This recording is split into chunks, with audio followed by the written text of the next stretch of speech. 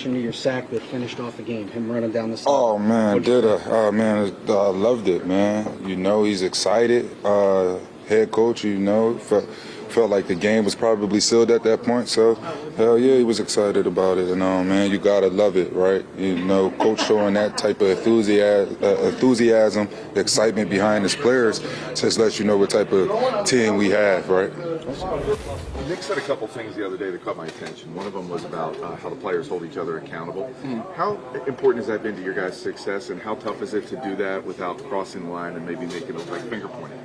Well, I mean, this is a game of accountability. You know, you got to do your individual plays to make the team better. So anytime we're slacking, anytime that we're down, might have got to miss, we always try to hold each other accountable.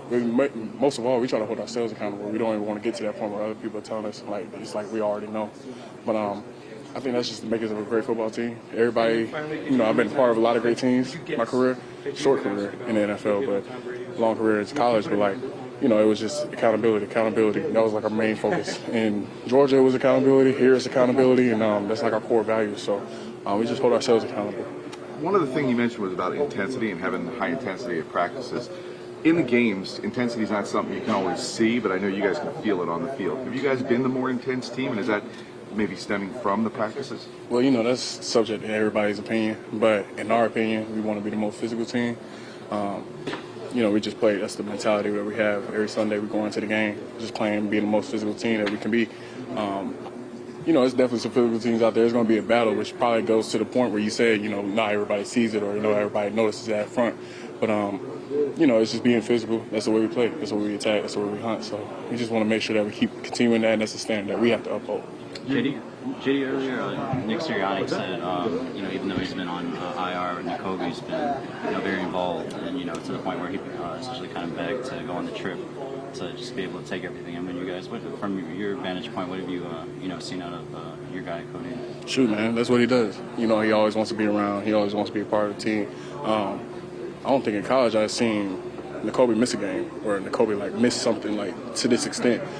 So just seeing him, like, you know, just trying to be out there. I mean, he loves this thing. He loves the game. So it's great to see him. It's great to see him, and it's great to see his recovery and his progress, and he's coming back this week, I believe. So, you know, that's just him. That's what he wants to do. He wants to be with us. He wants to share. I mean, shoot, if it came down to it, I wanted to do the same thing. So, you know, having Nakobe and just seeing him go through his progressions, you know, just seeing him face this adversity in his life, I'm definitely excited for him. When we talked to Sean Desai this week, we talked about Jalen a little bit and how, you know, his love of football is something that's really kind of stood out to him. Is that something he's always had? Jalen, yeah. I mean, shoot, Jalen been playing this game since, like, we all been playing this game since he was like 9, 10, young. So you gotta love this thing. You know, you would have got weeded out way before if you didn't. So, you know, it's just seeing him. You seeing him Sundays. You seeing the fruits of his labor. But the dude goes out there, he works hard. And that's Jalen. That's what he does. So, you know, he's seeing the fruits of his labor on Sunday. I mean, everybody's seeing the fruits of our labor on Sunday. So, you know, he loves this thing. I mean, he's coming here every day. You got to love it to come here every day. So that's my thing.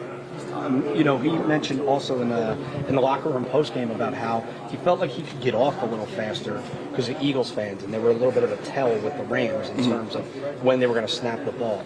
Did you see that? And is that sort of an example of how Eagle fans, or just fans that travel the way Eagle fans do, can impact the game? Yeah, man. Yeah, like, there's no reason why we're sitting there in a away game and they have a hard time hearing. Like, that's just a testament to our fans. And, you know, it's amazing to see, you know, you walk outside and it's a sea of green, and, you know, you run out in the tunnel and you just hear a lot of cheering instead of booing. So that's how I kind of gauge, like, what's the makeup of this crowd. But, you know, just a testament to our guys, you know, our fans, not our guys. But the fans, like, you know, those things impact the plays. So, you know, they can't hear it. Offense can't communicate. You know, defense, we're communicating because, you know, we all in the huddle. But, you know, they have a hard time. You know, they try to make a check or audible.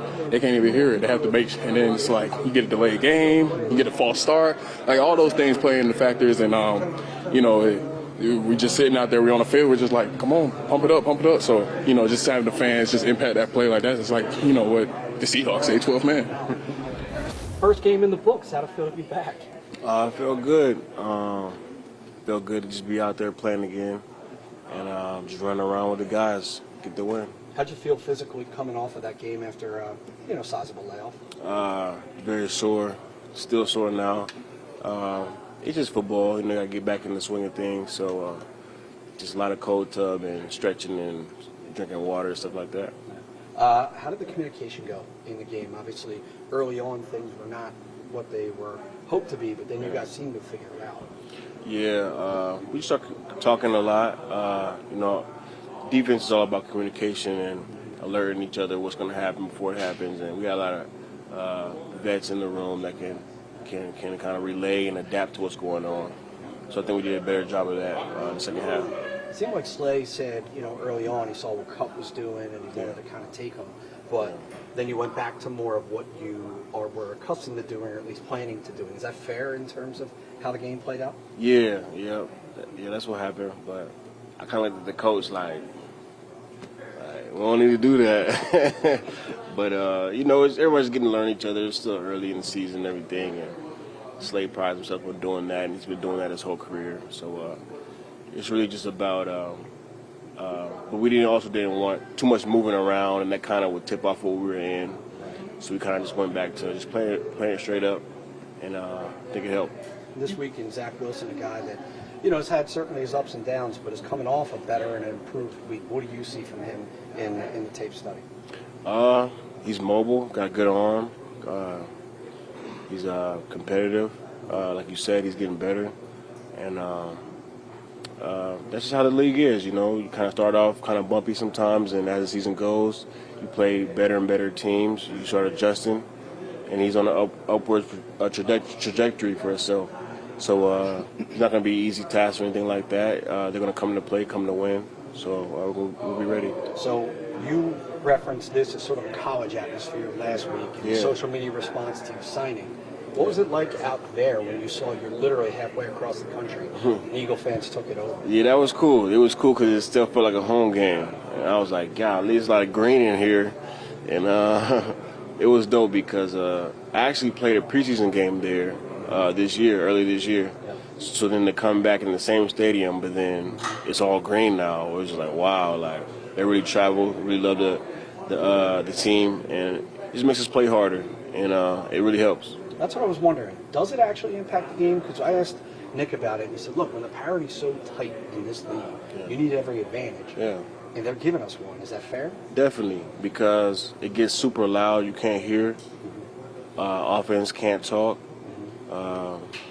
You kind of have to do your little hand signals, but anything that can rattle the quarterback, because, it's one guy with the ball at all times. So if he can't hear or if he can't talk to his receivers or the center is off, like, that stuff matters. That stuff helps. And, it's definitely a 12th man out there, and the fans are very important because if no one's saying anything and it's quiet, they can operate like it's practice. So that's why it definitely matters. So, Nakobe, you've known him as well as anybody.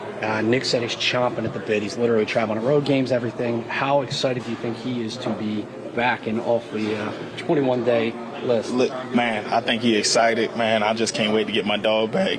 And you just know, man, you just feel his energy when he out there. And even on the sideline, you feel his energy. I know where he was. I was just there a couple months ago, and he just itching to get back. I'm happy for him to get back. Awesome. Holding people accountable and finger pointing.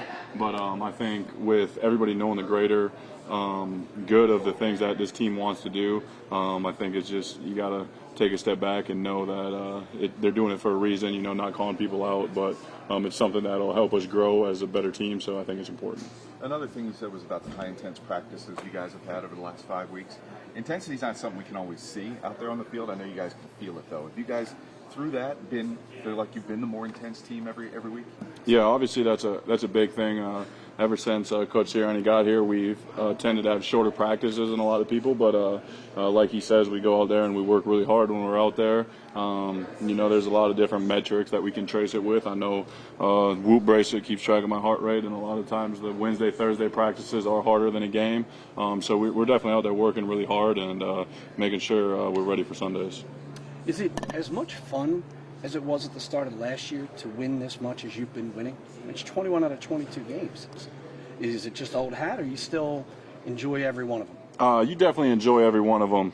You know, it's tough to win in this league. Obviously, starting the last 2 years, 5-0 is pretty incredible. It's a hard thing to do, and you know, we don't take anything for granted. The big message this week was dog mentality. A lot of times you think about that after a loss, but we have to have that same mindset after a win. Get ready to go back out and, you know, good, bad, or indifferent, go do it again each and every play. Nick made it a point to talk about right away in the locker room about, hey, dog mentality, you got to approach it. Does the Jets film sort of get you back on track when you see that defense? Yeah, they have a really good defense. Their front seven is really good, and they got some good secondary players as well. So, you know, it's just like any other week. We're going to have to be ready to go. Obviously, you know, this week's no exceptions. They got a great defense. They've been holding teams to not very many points, and they got a physical front. So we're going to have to be ready for that and match their energy, or, you know, bring our energy and have them match us.